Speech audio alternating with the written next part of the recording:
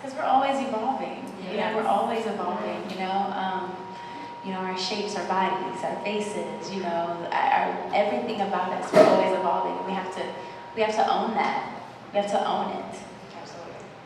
I would say when I fell in love with myself, similar to you, like a couple years ago. I think maybe like 3 or 4 years ago, I was in a long-term relationship, and when I'm in relationships, and I've learned that now, like I definitely like was fully invested and just kind of forgot about myself. I wasn't doing my hair as much, I wasn't doing my nails as much. I was just like fully focused on that. So I just kind of let that consume me, and then when that ended, which was recently, I started to get back to like, okay, who is Brittany as an adult? What does she like to do?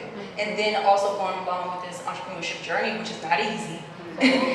Woo! So late nights, you want to cry, praying in the Bible, like please, like I mean literally. So just I'm now in the process of getting back to like who I am and what that means as an adult. Because when I was in that relationship, I was very young. I think I was like 21 when I first got in a relationship, and it ended when I was like 26, 27. So during that time, I was like as 2. So now I'm as 1 and almost like getting close to 30. So like, what does that mean? And navigating entrepreneurship. So I feel like now I'm still in that process of mastering that and figuring out like who I am, mastering my mindset for entrepreneurship, and just still